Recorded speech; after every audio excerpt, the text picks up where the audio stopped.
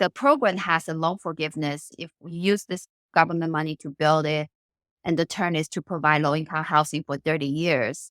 And at the end of 30 years, your loan is forgiven, part of it, like there are two different loans. So basically now we have this property on the loan that's forgivable. You don't even have to pay. There's no monthly payment. There's zero interest. All you have to do is hold the property for another 10 years and under the condition of providing low-income housing. You're listening to the Real Returns podcast, where we learn how real investments can make a real impact.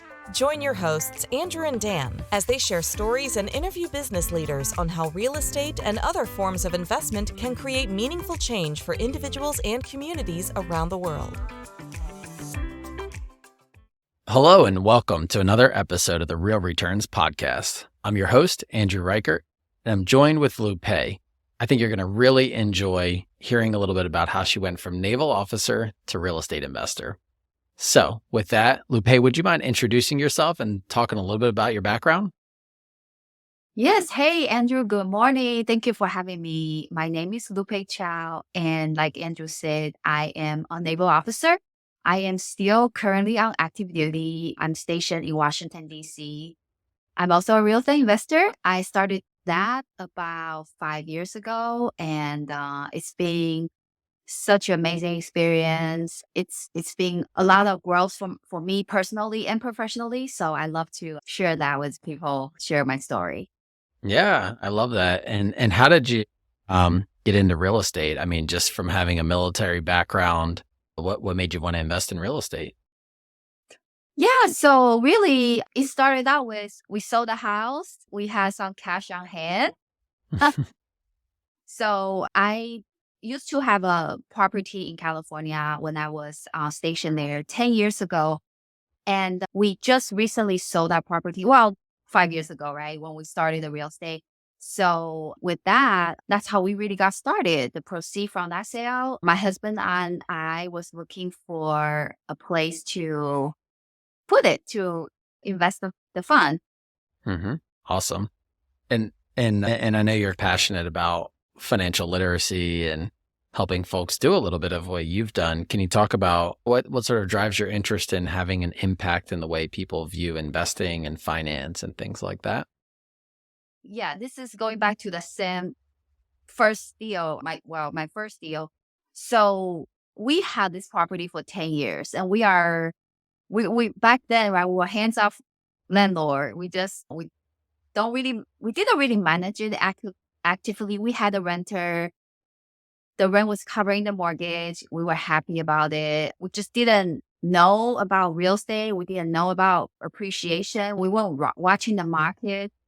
But even with that, the property had appreciated quite a bit. And then I realized how ignorant I was in this area, right? Like if we can be more educated, be more engaged, and be more active in participating in just even with some, maybe a little bit management and oversight, I think we would have done a lot better.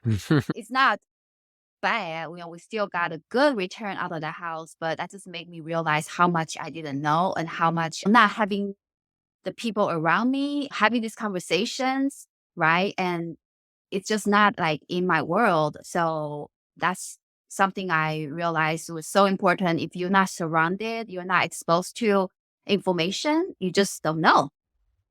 Yeah, I love that. And the fact that you realized that and getting the information that you needed was a key piece. And now you're looking to give back and offer that to the next generation. One thing that I know I've heard about you is that you're passionate also about women and leadership and in investing and things that you've done in the DC area. Can you talk about how you're, sort of leading the charge to take what you've learned and bring that to the next generation and to other women? There are a lot of women, and I'm sure men as well, just a lot of people, right, who are interested, who want to get into.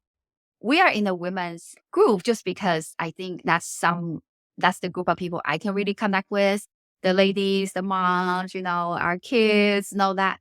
And of course, also creating a support system just to We have newbies that just trying to get in their first deal. We have experienced lady who's done quite a bit, but just to really bring everybody together, and then you will see the magic work.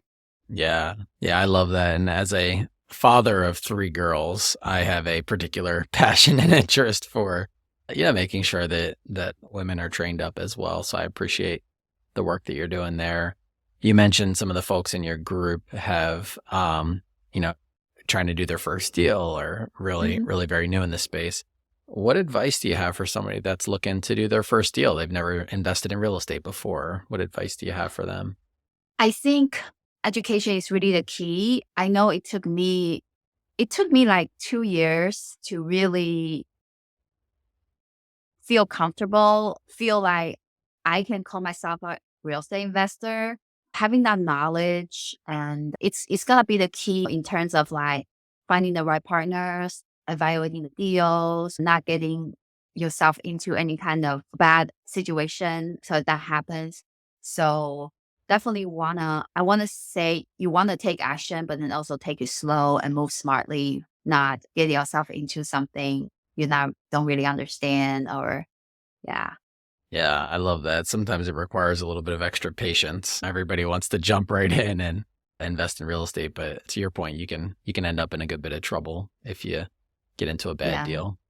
In today's market, especially because I know everybody's getting very impatient because it's been very hard to find a good deal. Yep, So that's definitely true. Yeah, it's driving people to be impatient. You mentioned you've learned some things having invested in a couple deals. One of the things you learned, I think you said, was being pretty hands-on and actively involved. What are some other things you've learned as you've invested in real estate that you would give advice to folks who are just getting started? so it's like going back to what I said earlier, right? You want to find your community. You really do. It's so important to have a group of people you can um not necessarily partnering because I think that's that's a big decision when you partner with somebody, but at least a group of people you can talk to, bounce ideas, do things together, or just kind of like going to a conference, going to a meetup, do things like that just to continue growing in the space. You have to be surrounded by the people doing these kind of things because wherever you this is what I learned in my journey too. Our actions are really driven by the people surrounding us, right? So if you're hanging out with people that love hiking, you're probably likely to go hiking more. If you're hanging out with people who want to go out drinking all the time, you probably end up drinking all the time. So yeah, surround yourself with people who have investor mindset, doing deals, and you're more likely to do that as well. Yeah, I love that. And just the concept of surrounding yourself with the types of folks who are doing the activities that you want to do is incredible suggestion. I've heard before we become the average of the five people we spend the most time with. So surrounding ourselves with those types of folks makes sense. In addition to real estate mindset type people, what are some, you mentioned hiking and things like that. What do you like to do when you're not investing in real estate and doing the naval officer thing? Oh, I am a homebody. Oh yeah. I am like, I feel like, okay, so my job in the Navy has took me to a lot of places. I have done a lot of traveling. I have deployed quite a few times. So really, when I'm home, I like to be home. I enjoy being home. I like to cook. I like to garden. I love spending time with my family, my husband, and my son, who's only 4 months old right now. So that's what I do nowadays, really just spending time with them. That's awesome. And your son's Mm. name is Alexander? Yes.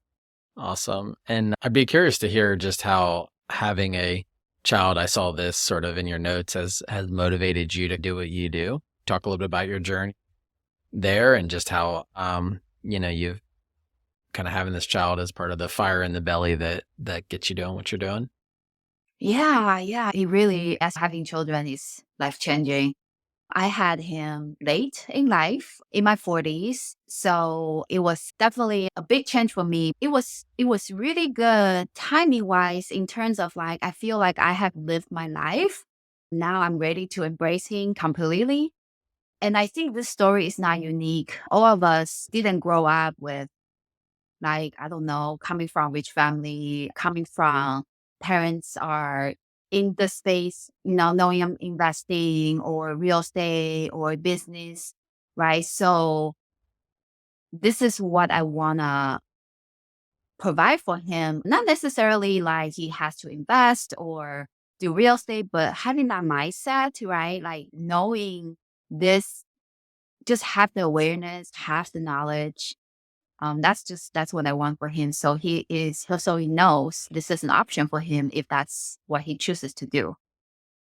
I love that. And that having that purpose in the work that you're doing really, I can just tell motivates you to do what you do. That's this concept of if you really know your why, you can almost handle any how. That's really what gets you up and Oh, I love that. gets you Yeah. doing what you're doing. So, on the real estate investing side, I'm curious to hear sort of how you're doing deals. Are you using any creative financing? Have you done a project where you're financing it differently than folks? What does it look like to do a deal on your side? Right now, my partner and we're syndicating multifamily. So really, like in the syndication space, we have not done any creative financing just because everything is very large. I have done some owner financing on small multifamily, loan assumption, this kind of creative financing, done some creative financing in the single family, but we have not done one for our syndication. Hmm.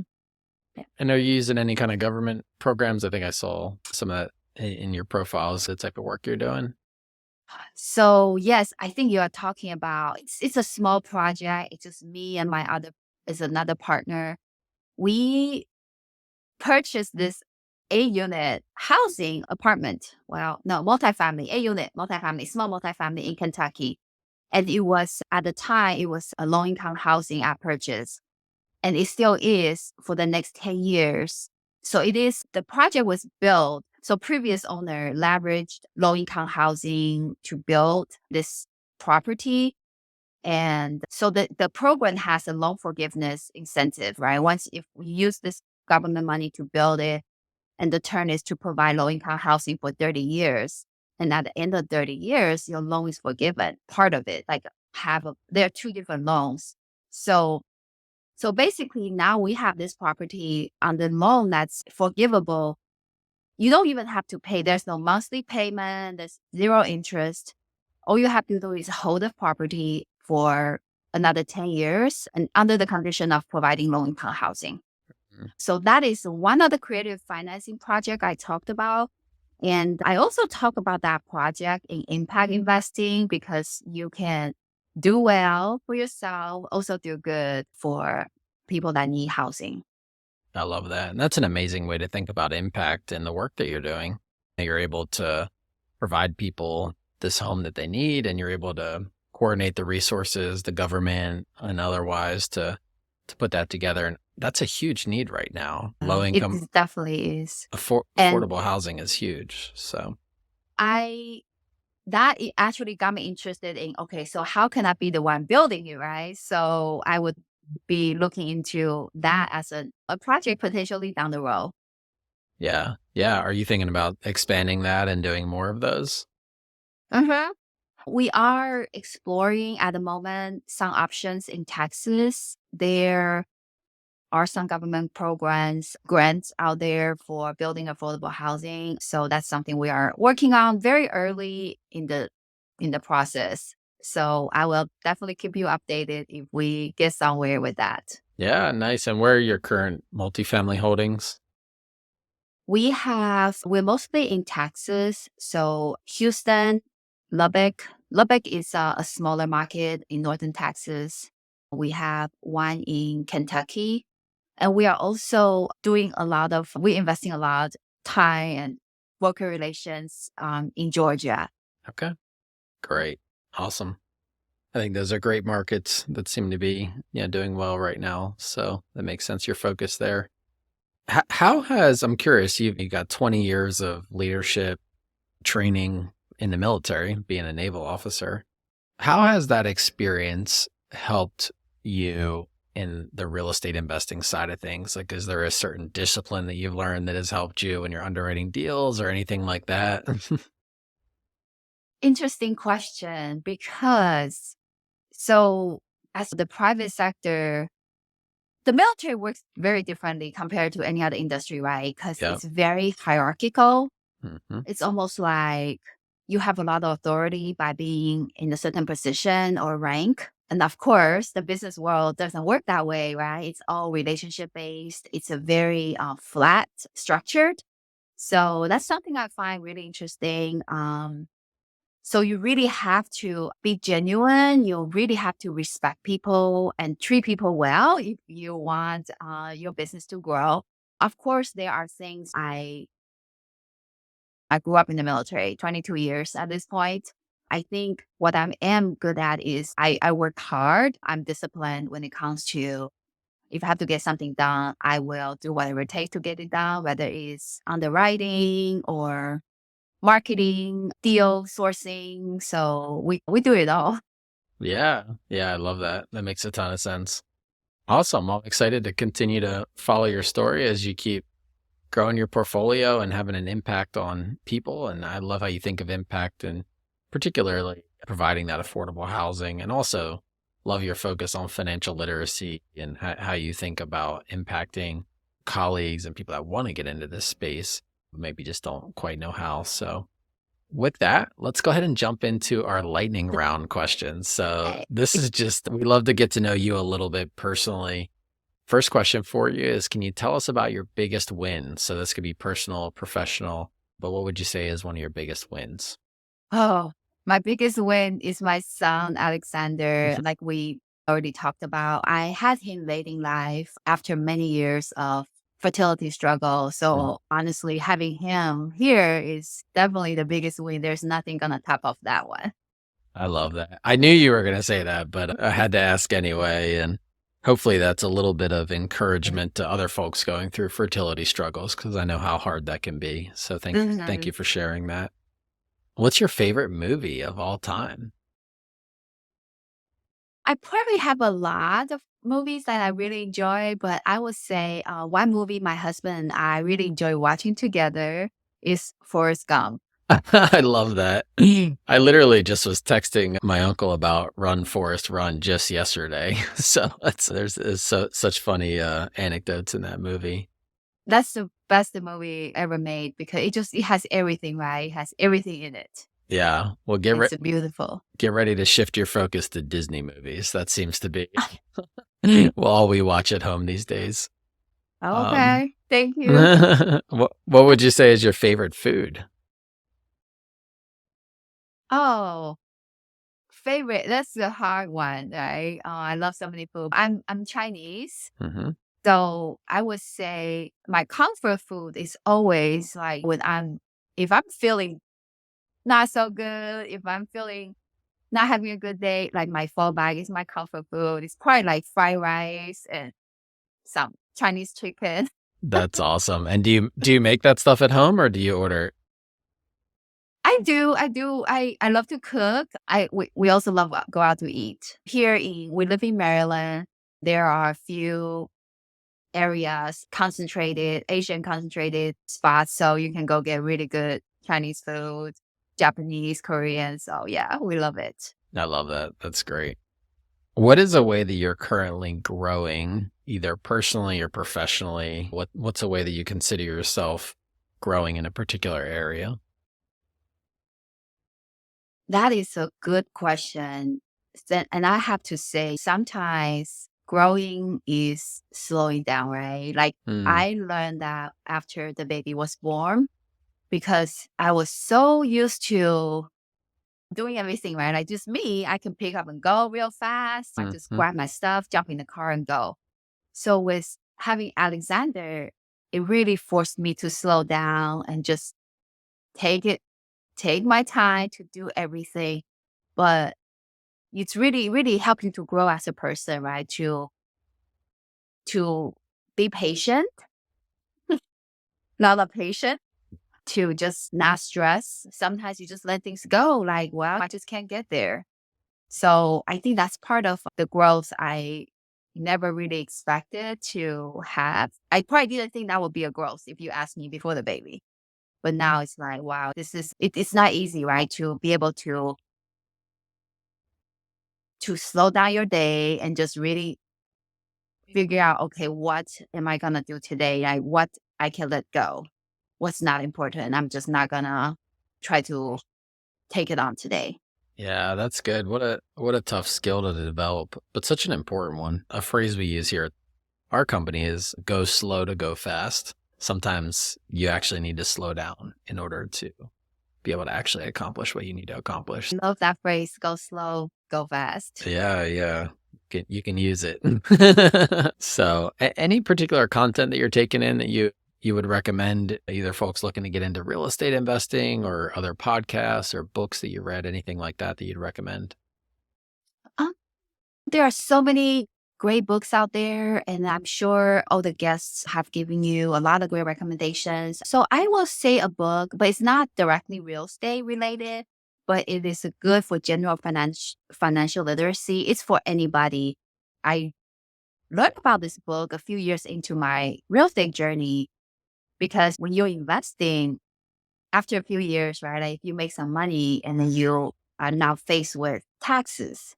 Hmm. So, and you figure out a way to kind of like, okay, how do I reduce it? So the name of the book is called The Power of Zero. Hmm. It's it's just different ways to understand how you can reduce your tax. It goes pretty much in depth to the point of like even retirement planning, you can start now, start building. So, and then some of this strategy, it really takes a long-term approach. It's not like, oh, I'm going to implement it today and I'll see it in 2 years or 3 years. So Right. the power of zero, it's good for anybody. If you are W-2, if you are investor, if you own business, it's a great book for anybody to read. Yeah, that's great. I actually haven't read that one. I'll have to pick that up. Thanks for the suggestion. All right, last question, just how can folks connect with you if they want to learn more about what you're doing or want to connect with you about financial literacy or anything? How can folks connect with you? Yeah, I am on all the social media, LinkedIn, Facebook, Instagram, under my name, Lupei Chou. And also for my company website, it's Crown Capital. That's www.crowncapitalcorp.com. Awesome. Well, thanks so much, Lupe. It was really fun learning a little bit about your background and how being a naval officer and investing in real estate and being a mom, those are a lot of incredible feats and you're doing a lot of things at once. And yet you're passionate about impact and impacting the world and creating affordable housing and so in financial literacy. So thank you so much for being on the show. I learned a ton. Thank you. Thank you for this opportunity. I enjoyed our conversation.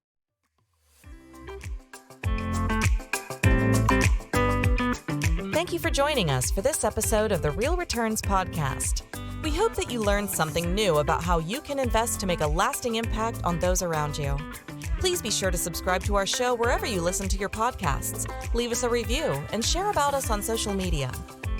We hope you will join us for our next episode, where we will be continuing the conversation around impactful real estate investing.